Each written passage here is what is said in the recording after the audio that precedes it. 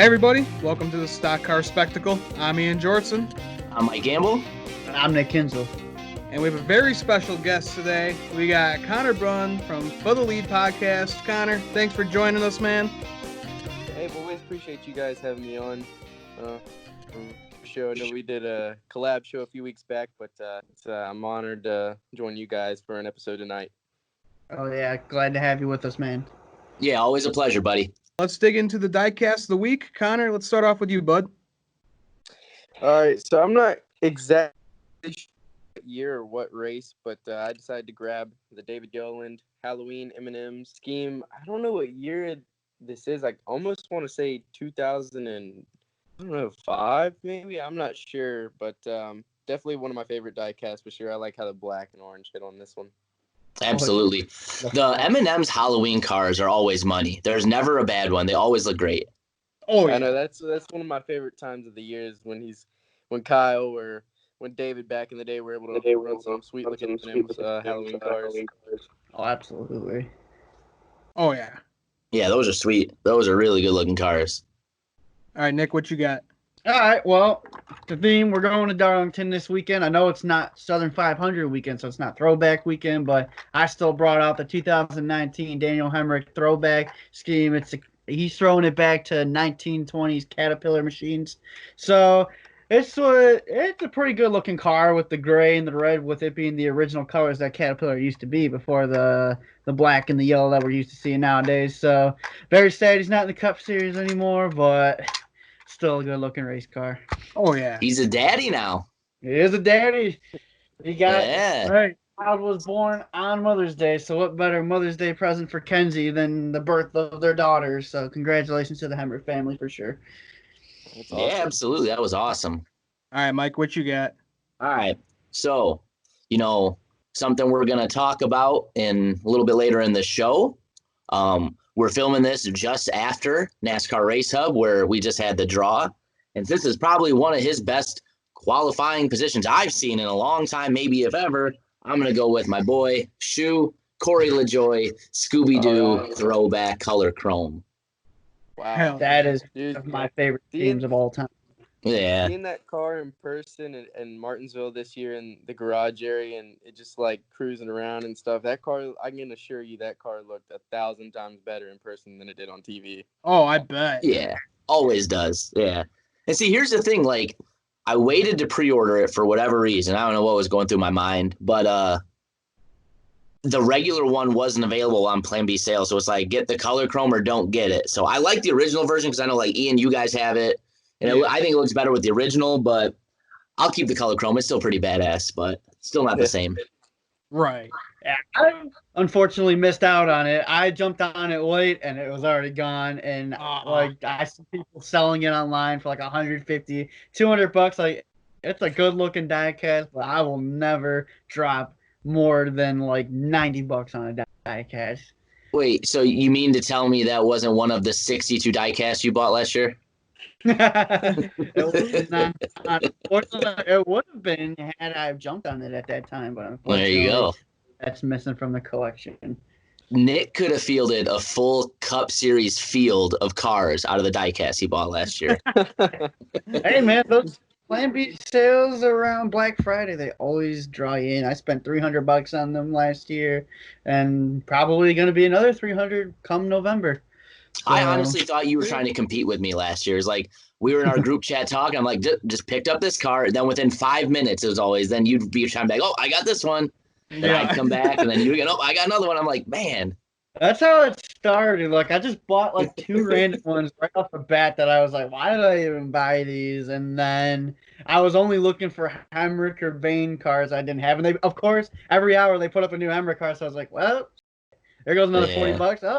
Oh, another 45. So that's how I want it done. Yeah, that sale made us have to seriously question whether or not you'd be able to stay on the show. Remember when those boxes were coming? Oh, Yeah, that's die. instead of them, because I got 8 of them, I think, and instead of them coming all individually, because then I would have been screwed. It was just one giant ass package from Plan B says, and yeah, I did get questioned about it, but all good. Yeah. I thought you were going to get a bunch of die cast and I was going to end up getting a roommate out of the deal when you got kicked out. But hey. All right, Ian, what you got? All right, so for my diecast of the week, since Chicagoland's kind of been in the talk for the past week or two, I brought out Alex Bowman's 2019 Chicagoland win. The three of us were there in person to see it, and that was unbelievable. I did not expect to see that from Alex Bowman, but I actually love it right here. You got the damage from him doing the burnout right there, Nice. and Hey, man. this is a sweet looking diecast. Nothing No beats doubt. stuck in the grass. That was probably the best part of all of it. Yep. Yeah. My I first still race can't I saw believe what my Chicagoland, eyes Kyle saw Busch that day. got stuck in the grass, and now Bowman got stuck in the grass. So Yep. Yeah. So you Bowman two, was out. you guys were there, and there was a major storm that came through, and when the race got started, and we were watching on the couch, and I was like, my God, that looks horrible. So tell me what it was like being there. What'd you guys do during the storm? How'd you take cover? Yeah. there was Buddy, a funnel listen. cloud forming over the track. Yeah. Right.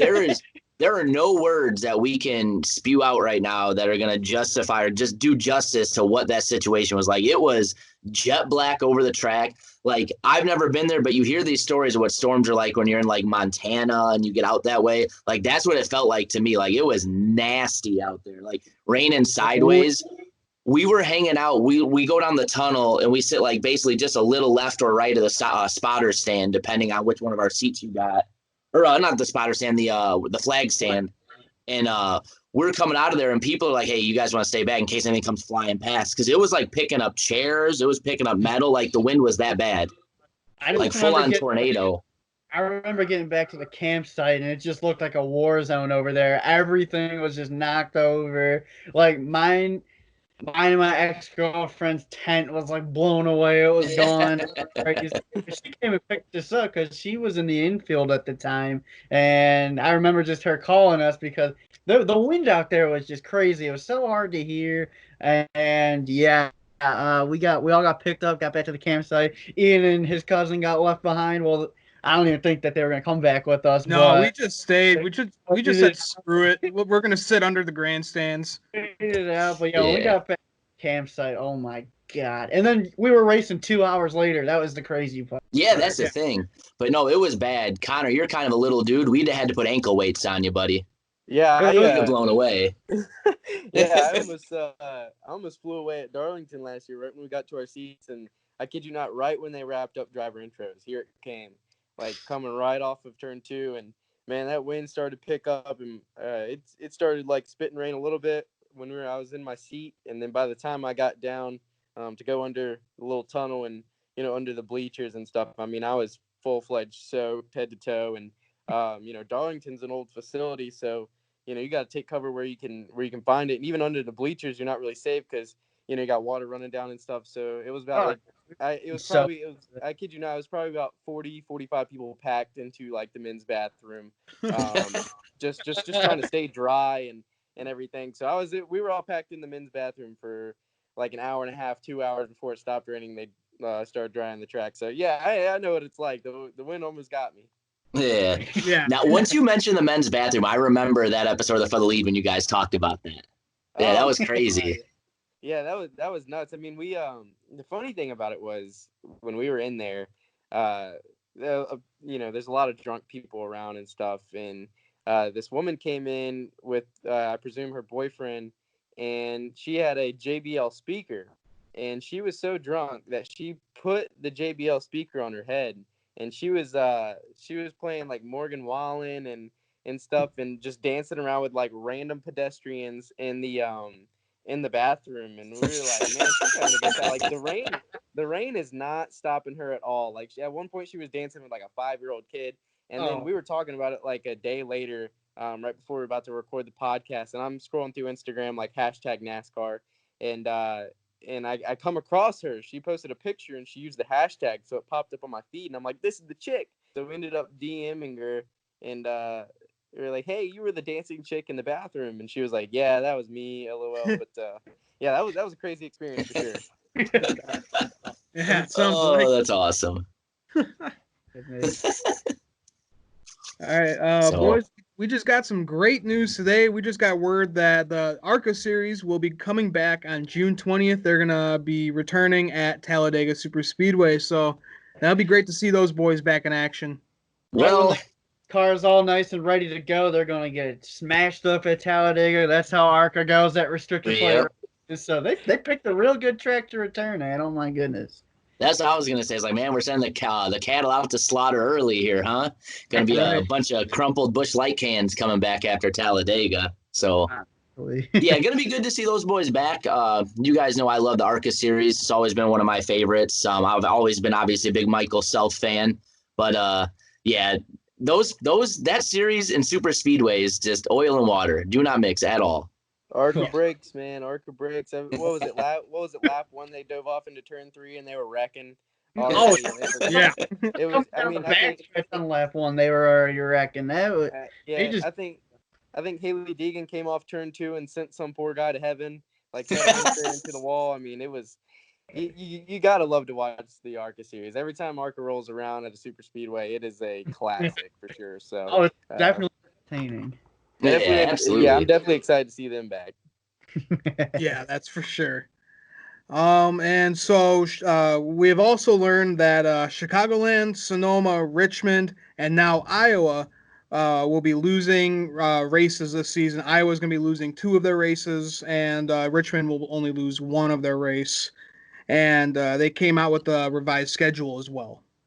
Well, kind of stinks because that's 2 or 3 races the 3 of us were planning on attending. That's not going to happen now. You know, Ian, like you said on Kodo's Mojo, that will be coming out later this week that we just filmed yesterday. You probably personally won't want to attend any races this year just out of safety reasons. But nonetheless, those were 3 that we had on the schedule for the boys. So those being off kind of stinks. But the other way to look at it too, which I was kind of told you guys in our personal chats and stuff, if we can't be in the stands anyway, you know what? What's the big deal? If it was a race we could have went to and it gets canceled, then I'd have been really mad. But we can't go anyway. If it's going to get canceled one year, this is probably the time to do it. But Chicagoland does worry me, though. Yeah, Chicagoland does worry me. Sonoma, I personally don't like that track, so not seeing that on the schedule this year, I'm okay with that. Richmond puts on good shows, and yeah, Iowa. Me and Ian went out to Iowa Speedway last year. It was a blast. So to not see them race there this year, it's gonna be disappointing. But yeah, definitely Chicagoland. I've been going there for this year. Was gonna be my 9th consecutive year going and camping out, but it sucks to see. But hopefully it's back on the schedule next year because yeah, I am worried about our old home track. You know, mixed emotions for me. A lot that I didn't see coming. I didn't see the cancellation of Richmond coming, considering it is in the region of the country where NASCAR is only running races right now, and you know, only being a 2-hour drive, 3-hour drive for Martinsville and stuff. It was a bit surprising to see them cancel. Sonoma, not so much, considering it's out in California, and their mayor said that they're you know, guaranteed to be on lockdown for the next 3 months. So. Wasn't really surprised to see that, but I'm really disappointed about Chicagoland. I mean, Chicagoland's put on great racing in the last few years, and it's such a nice old surface. And you know that it's just disappointing to see, you know, everything happening with Chicagoland and the rumors going around and stuff. So I hope the cancellation of this year's event doesn't affect future events. But you know, like we've been saying, you know, it's just the nature of the beast to what we've been experiencing right now in the country, and you know, it sucks, but it is what it is. Right, and like what you're talking about, we're very unsure about the future of Chicagoland Speedway. We've heard lots of rumors this past week of they might not be racing there anymore. They might, you know, do some redevelopment around the track. They might just leave it and go to a Chicago street race. So a lot of us are really unsure about what the hell is going on here. No one's really given us, like, you know, exactly what's going on. I mean, yeah, so Right. From I think we're not getting the full story because the full picture hasn't been painted yet. I think there's still stuff for the city to vote on, and obviously NASCAR can do what they want with the schedule because they own the track. But you know, it's going to come down to whether they're developing the land around the track for businesses. Anybody that's unfamiliar with the area, they have a lot of warehouses, Amazon, a bunch of different companies are over that way that all have shops and stuff like that. It's a booming area for big business as far as like warehousing and stuff like that. They've been lobbying for a while to try to, get their hands on more of that excess land. Yeah. Then there's another part of the field that says that they're going to develop everything and take the track down. So that's kind of where we're at in limbo, just to clarify a little bit there. I'd really, like you were saying, Connor, I think the racetracks put on phenomenal racing, especially since it's moved to a summer date. I think having it, being a warmer weekend of the year has really helped tremendously. I think the last 2 years with it being really hot, the racing has been unbelievable. We saw the slide job finish. We saw last year's race with Kyle Larson, Alex Bowman battling like crazy the last couple laps. Again, I might be biased because it's our home track, but I can't say enough good things about Chicagoland, the experience and everything around it. But if they do sell off some of that land and we do get to keep our race and potentially, improve the racing experience by upgrading around the track, that would be a win-win too. Right. Absolutely. It would just be such a sour note to leave on because the past few years at Chicago have been great. The drivers love this racetrack because it's such an old surface. All 3 grooves are raceable, and you can make passes on all 3 grooves of the racetrack. And yeah, like you said, moving it back into the summer was probably one of the better things that happened to it. Hot, slick track. Yeah, I don't know, but yeah, because we've seen some of those blueprints that some of those warehouse plans cut right into the center of the track, so we just don't know. But yeah, I hope it's just a renovation plan. Like if we got to give up our campsites out there, I'll gladly give those up if that means that the track stays, because it's really put on one of the better mile-and-a-half races that I've seen in the past couple of years. Yeah. Aside from the racing, you guys' neck of the woods is a very important part to the sport. Ian, you're a Kevin Harvick fan. Jimmy John's, their CEO, is I believe based somewhere in Illinois, and obviously he pours in tons and tons of money in the sport. It's very important and very crucial that NASCAR tends to the parts of the country where big sponsors are based, so they can get that exposure. Nutraneck, Nutraneck or whatever sponsor of Ross Chastain, they apparently have like a cornfield out there that produces more corn than the whole state of North Carolina alone. So from the sponsorship and the marketing side of it, it's very important that NASCAR stays in you guys' side of the country. And that just leads on to Chicago being such a great track and, has produced great racing. And from what I've heard, the land around it is what they want to develop, kind of like how they've done Kansas and put a casino right around it and just develop the land to make it more like fan friendly and drive more interaction. But, like you said, we haven't got the full picture painted yet. And, but, from watching the races, you can just see around the track, the camera angles that they're just building like tons of like warehouses and stuff. Like rumor has it, there's like an Amazon warehouse over there the size of a World Trade Center. So I almost can confirm. I was almost gonna there. Yeah, so I think I hope it's just one of those ordeals where we just build around the track and drive more interaction in Joliet, considering it is like 30-45 minutes away from the city. Yeah. But on the other side of things, it would be kind of cool to see like a Chicago street race. So who knows? Yeah. Anything that I'm worried about is the ticket sales at Chicagoland. As we could see from the past few years, not enough tickets are being sold. There's not enough fans in the stands. But if that's what they're going to use, then they can say that for almost any NASCAR track. Right. Because almost all our tracks that we see on TV have have not many fans in it. So I hope that's not the route that they're looking at this. But yeah, a street race in Chicago would be interesting, I would say. Right. And especially too, since we've gone to the July race, I've said, the warmer weather has helped with the racing, but you two know it's been so hot the last 2 years there. I mean, it was, but what do you think the average temperature has been, like 97 degrees? Yeah, across the board. Like I remember that for Saturday that we met up with Trevor Bain 2 years ago, it was like 105 outside the car, like ground temp. It was ridiculous. So was that that's got to be when playing into some of the attendance stuff. Yeah. That was terrible. Oh my I god. almost got sun poisoning on my foot last year because I wore flip-flops all day and didn't put sunscreen on. I woke up the next morning with a big red bulge on my foot. I was like, oh my god. I remember that. Yeah. A real feel of 120 out there. So yeah, it is definitely, holy cow. It's Yeah. out there. I just wonder if that's playing into some of the stuff with the attendance too. You think, 4th of July weekend, obviously a lot of people are going to have other plans in a big city like Chicago. So Right. that's understandable too. But at the same time, I would put more of my money on just how hot it was. I mean, if we weren't NASCAR diehards, if this was anything else that I didn't care about as much as I care about NASCAR, I'd think second, or I think twice about going myself with how hot it was. Yeah. That's true. Yeah. All right, so we got a new schedule for the upcoming races that are going to be after Charlotte next week. So we're going to be going to Bristol, and then we'll be moving to Atlanta, Martinsville, and then we'll go to Homestead, and then we're going to be going to Talladega. Yeah, I like the schedule.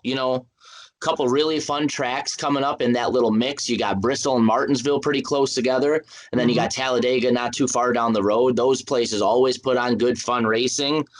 Atlanta is a track that I like a lot too. We talk about old worn out surfaces. Look no further than the ATL. That's always a fun one.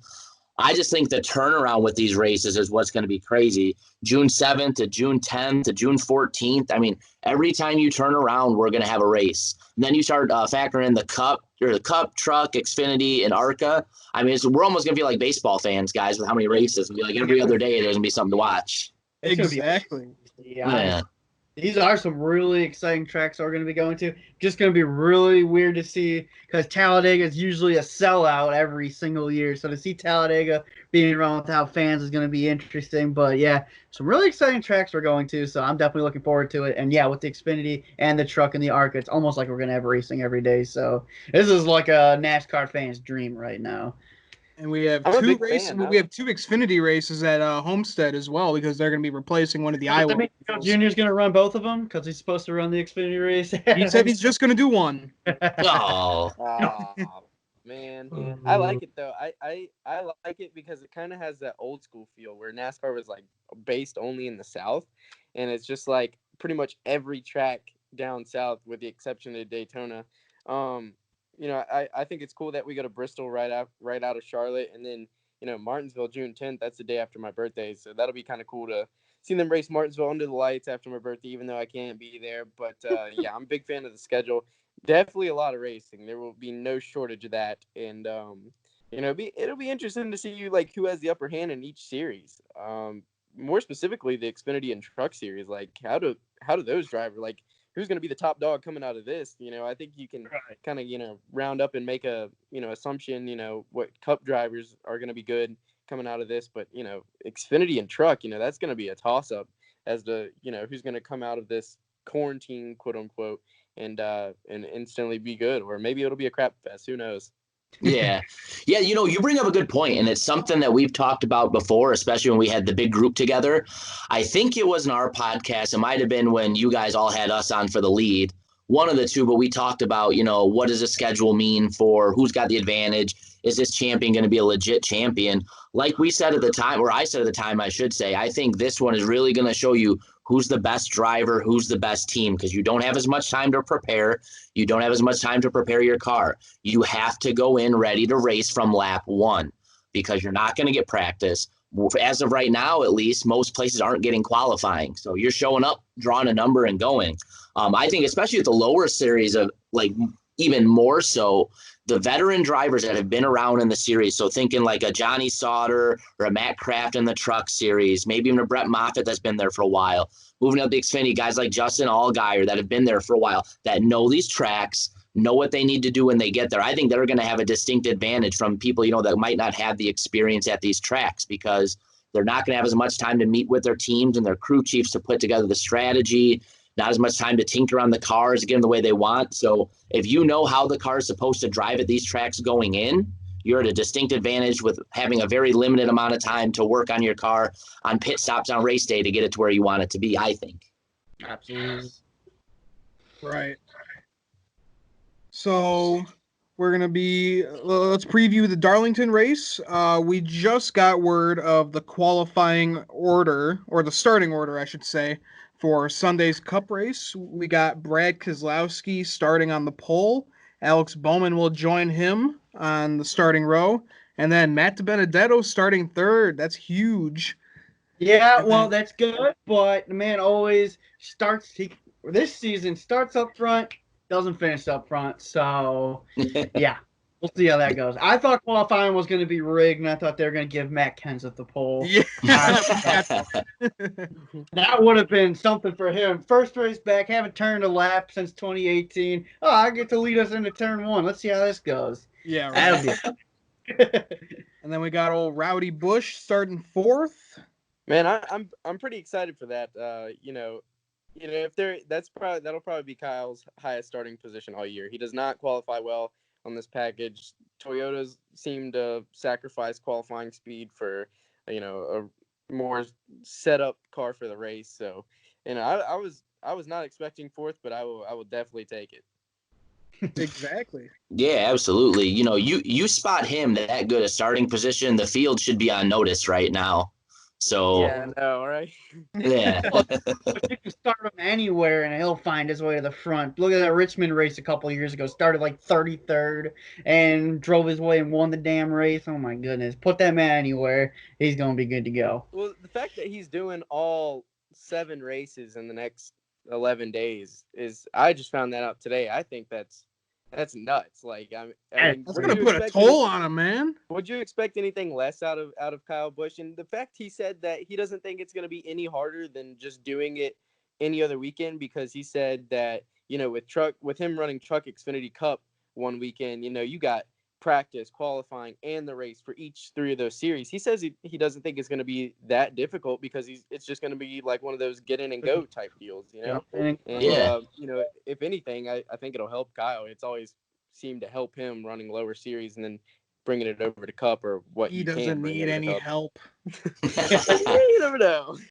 Hey, no, I do agree though, and I think that does give him a pretty decent advantage. I know obviously the cars are drastically different, but seat time and track time are going to be at a premium until the coronavirus is over. So him being in the car like that, almost daily is I think going to be a benefit one way or another. You talk about a guy that you can basically label the Iron Man of NASCAR right now with what he does. Yeah, probably isn't that big a stretch for him because he is in the car just about every day. So, but you think about it, there's one person in NASCAR that can pull this off seamlessly. It is Kyle Busch. So I'm interested to see how this goes for him. And yeah, it's going to be fun. Yeah, that's for sure.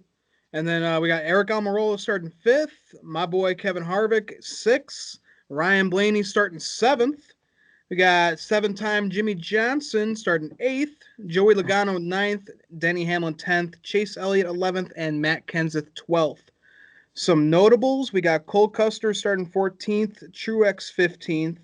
We got Bubba Wallace starting 17th. We got Corey LaJoie starting 19th. Kurt Busch is starting 22nd. Ryan Newman is starting 21st in his return to NASCAR. And then we got John Hunter Nemechek starting 34th. So that's not going to be a good start for the rookie. Guys starting deep. You got some good, strong cars starting deep in the field. It's definitely going to be fun to watch and see how patient they're going to be before trying to make their way towards the front, because they got good cars. So it's going to be interesting to see their drive through the field. For sure. Yeah.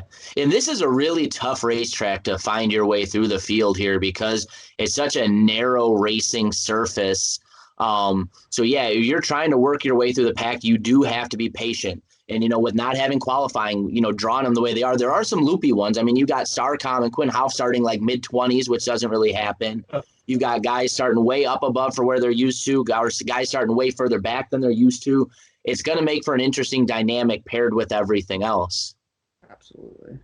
I will add on, too, that Darlington is very, much as this package gives drivers an advantage towards running up front. Darlington is very much a skill racetrack. You have to know how to manage your tires. And if you know how to manage your tires correctly, then you can buy yourself a lot of time on the race and buy yourself a lot of positions on the racetrack too. I mean, how many times have we seen, guys come out of nowhere and win Darlington? Eric Jones last year. Yeah.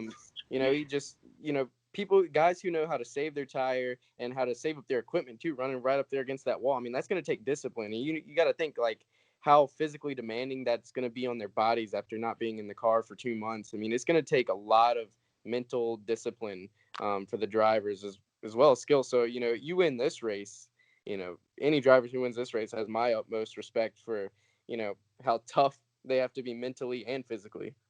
Yeah, that's great points. Yeah, absolutely. I'm just interested to see, like you said, who's going to be able to have the discipline to pull that off. Again, it's kind of been a common theme. I think it does give an advantage to a veteran.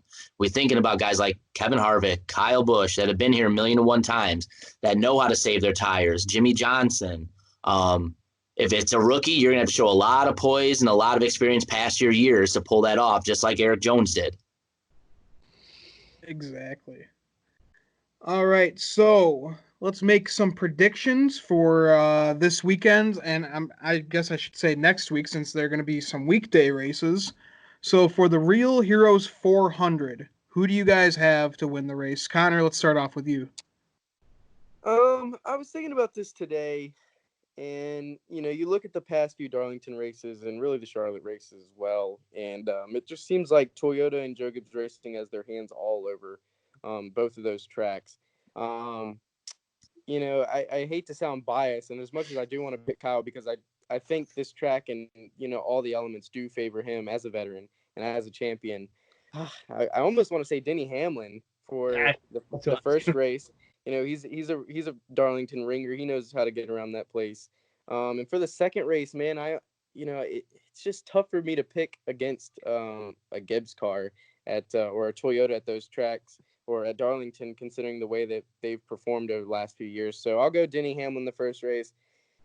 I'll ride with my guy Kyle Busch for the second race on Wednesday. Yeah. All right. Yeah, I'm going to go right with you on that to a degree. I think, like we talked about, it does favor the veterans. I do think that shorter race, the midweek one, is going to throw a little monkey wrench because that throws everyone off strategy a little bit. Another one, I think if you're a veteran who knows how to adjust to things, I think you're going to be in a way better position than others. With that being said, the first race back, starting fourth gives a guy a huge advantage to get out front and run there early. He's more than talented, experienced, and capable of saving tires and putting himself in good positions.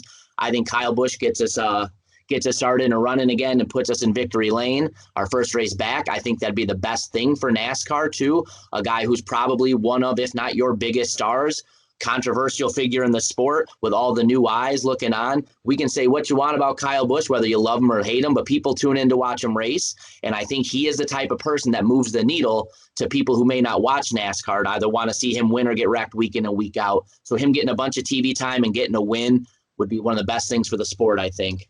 Then as far as the second race back goes, that short one, I think it favors a veteran. I just think this time too, if there's going to be a time for this guy to win in his swan song season, I think it's going to be a kooky thing like this. I'm going to go ahead and go with another Darlington ringer, Jimmy Johnson, getting it done. Oh, all right.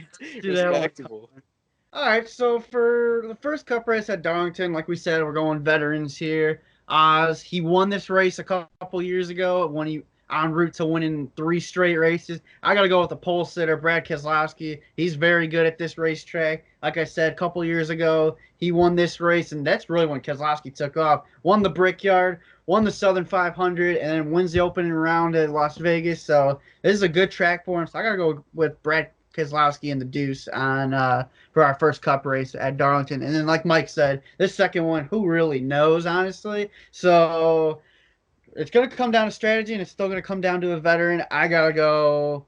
And I like what Connor said. Toyota's really good at this racetrack. I got to go with Denny Hamlin to win that second race at Darlington. He's just going you make an interesting point with your first pick, Brad Keselowski, too. And I considered Brad Keselowski and Kevin Harvick both up there, just as I did Denny Hamlin and Kyle Busch. I think Kevin Harvick is almost kind of like my pocket pick because he also knows how to get around this track well. He's a smart veteran, knows how to save his tires. But the thing with Keselowski that really was just stumping me today when I was thinking about it is when they played the crew chief musical chairs at Penske this year, it seems like he got the butt end of the stick.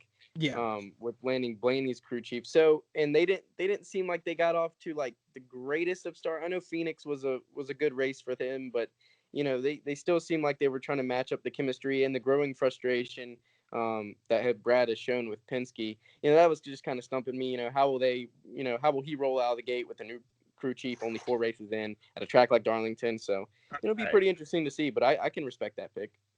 All right. Yeah, for sure. All right, who you got? All right, so for the first Cup race, I gotta go with my guy Kevin Harvick. I mean, he doesn't have a win yet. He does really well at this track, and it's a veteran track. Like I'm trying to stay in the theme with you guys, talk about the veterans. But for the second Cup race, I think old Willie B is gonna take his first trip to victory lane. William Byron ran really well Right. in Southern 500 last year, so I could very much see that happening. And I think he's going to carry all that iRacing momentum, man. See, I was literally just going to say, as soon as you made your second pick, if it was literally anybody else, I'd be able to watch. We're all sitting here talking about veteran, just because Lord knows how awesome we are with making our picks. It's going to be 2 young bucks and be like Byron back-to-back or like something like that's going to happen. Just because, we're all picking all these veterans, thinking logically in the way it makes sense. And next thing it's going to be like, go out Byron there. And Cole Custer or something. Yeah. That'd be insane. Go to victory lane. Oh, my God. Yeah, no, just with a track like this, like I said, it's such a tough track. It would be pretty damn awesome to see some rookies go up there, some young bucks, I should say, go up there and really run well. But I just think, you're at a distinct disadvantage if you don't have, thousands of laps under your belt at a place like Darlington. Hey, man, if there's ever a better time for new fans to latch on to a young driver, it is right now. I think it's just as important for a veteran and a face of the sport, such as Kevin Harvick, Brett Keselowski, Joey Logano, Kyle Busch, to win just as it is for the young guns, Bowman, Byron, Bell, those guys to run up front and do well because, face it, we're going to have a ton of new viewers that have never watched the sport. And, maybe half of those viewers want to stick with the sport, want to watch, but don't know who to pull for. I think it'd be monumental for one of those young guys to get a win and, grow their fan base as well. Right. Yeah, I agree. I think the one of 2 things is the best possible outcome for NASCAR. First and foremost, everybody stay safe. Obviously, that's number 1. We've talked about it before. We're one of the first sports, if not the first sport back, unless you like Korean League baseball like I do. So with that being said, they love to paint NASCAR negatively in the mainstream media. Every time anything bad happens, those stupid rednecks are at it again. So the worst thing that could happen here is we come back and a driver or 2 or a crew chief or 2 all test positive, and then next thing you know, not only are we set back, but we look like idiots once again. So this has to work. NASCAR has to pull it off. But going back to what would be best for the sport as well, I think, like I said, a Harvick, Kyle Busch win would be huge. A Denny Hamlin, guys that do transcend just the sport and sometimes will pop up in your mainstream media that your casual fans, your new fans at least might be like, hey, I've heard of that guy before. Or on the other hand, too, this could be a really big make or break type of thing for like a younger guy, like a Ryan Blaney gets a win here, a Chase Elliott gets a win here, a William Byron, your young guys that are here to stay. Somebody like that gets a win with all these added eyes on there. You have to think that does nothing but benefit them and the sport. Absolutely. I kind of think us returning to being the first sport back is kind of like a back end middle finger to like the media. Like, you guys want to like throw dirt on us, you guys want to label us, all right, well, have fun sitting on your couch and watching us because none of your sports are back first. We're going to be the first one back. So it's kind of like one of those deals. It's like, love us or hate us, you'll be there to watch us anyways. So I applaud NASCAR for that sense, to be the first one like back. So I was watching a debate show today on Sports Center, and they were debating CEO and sports owner of the coronavirus pandemic, and a lot of people were labeling Roger Goodell and Adam what's his Adam face Stern? from the NBA. Yeah, Adam Silver. From the NBA. Yeah, Adam Silver from the NBA, and I'm like, man, like, none of these sports are back yet. Like, NASCAR has busted their ass and have gotten the sport back, and they didn't even mention them. So, this is I'm enjoying every bit of this. That's ESPN for you. They don't care about NASCAR. Right. Yeah, only when there's something negative to report. Oh, right. Yeah, but guys, that being said, though, that is perfect, and I agree wholeheartedly. It's the biggest, like you said, backhanded, you know what, you to the media and to everybody else that doesn't like our sport, but it has to work because if we come back and, like I said, we get a bunch of tests negative, or we go out there and the race is absolutely boring, even comes one of those things where it's like, oh, told you guys so. So I think there's a lot of pressure not only on everything to go well as far as safety, but I think we have to have an entertaining race. I think, but the good news is we're at a great place for that. There's never a bad Darlington race, so I don't think we really got to worry about that one too much. Well, that's for sure. Going to be an entertaining race. I mean, these guys have no practice, no qualifying. It's get in your cars, fire engines. We're sailing off into turn one. Like that. Those couple laps before the competition caution are probably going to be some of the craziest laps that we've seen in a while because who in the hell knows what's going to happen in those first laps? Yep. Oh man. I just hope there's a gentleman's agreement to just ride the first until the competition caution. I just hope I just hope we don't just like wad them up in the first 30 laps. Hey, lap 6, we've got 9 cars on the track. Oh god. It's Quinn Half, Corey LaJoy, Ty Dillon. They're battling for the top 5 because that's all that's left. Everyone's used to iRacing now and wrecking each other all the time. So I wouldn't be surprised if, like, lap 4, we got the big one. Oh, boy. Yeah, you ain't kidding. So, no, it's all right, boys. So let's finish off the show with our Xfinity predictions. Now, Kyle Busch is entered into this Xfinity race in Darlington, right? There you go. We're done. You said it, Kyle Busch. Right. Kyle Busch or the field? Kyle Busch or the field?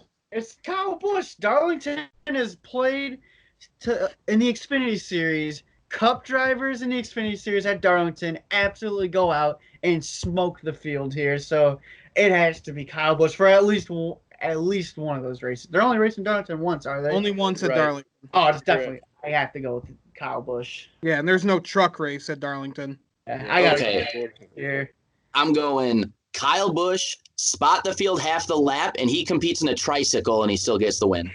Honestly.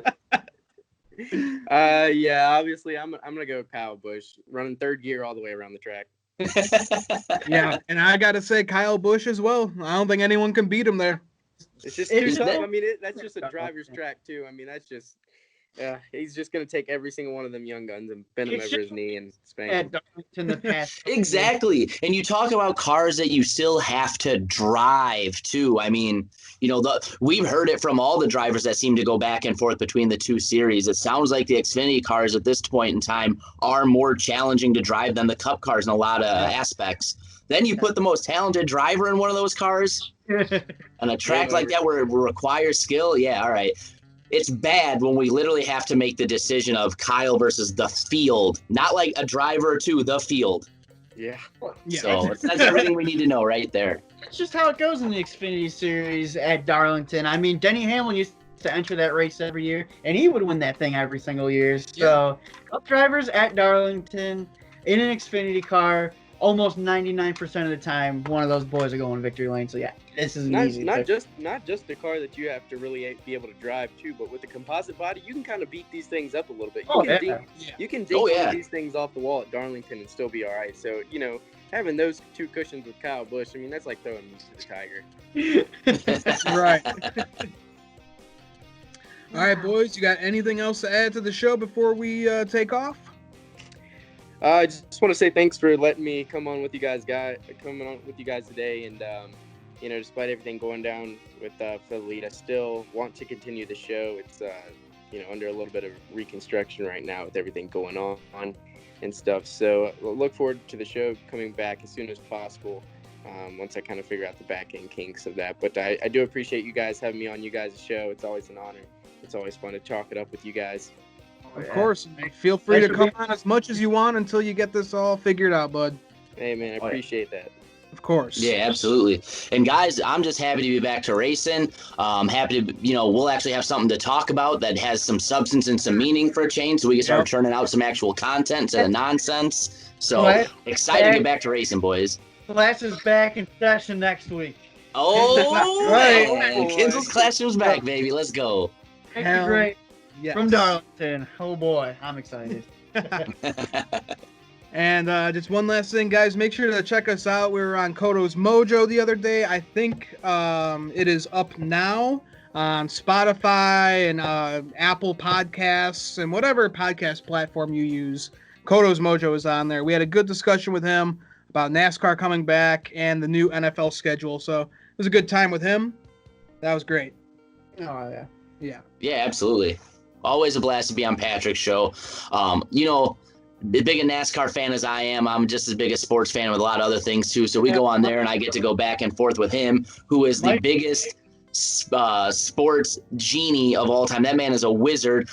Connor, we literally asked him like a random, like, who won the 93 NFC championship? And he was like, oh yeah, it had to be the Cowboys over the Niners. I think it would have been at the time 30-20. We Googled it. Guess what it was? That's how he is. Yeah.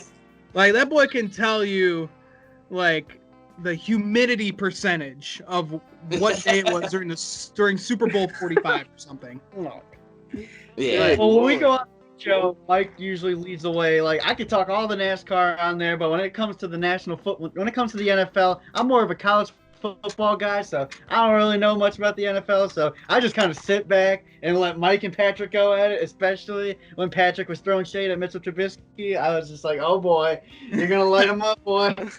You know what? I just decided to show a little professional courtesy and not show up the host, but come on our show and talk crap about Mitch like that. We going. We going. All right, so that'll end our show here. Guys, thanks for watching the show. Make sure to follow us on Twitter, Instagram. Follow Fah The Lead on Twitter and Instagram. Follow our buddy Connor Bunn on Twitter and Instagram as well. And make sure to subscribe to us on YouTube. Follow us on all podcast platforms. And so thanks for watching, guys. I'm Ian Jortson. I'm Mike Gamble. I'm Nick Kinsel. I'm Connor Bunn. All right. There he is. Thanks for watching, guys.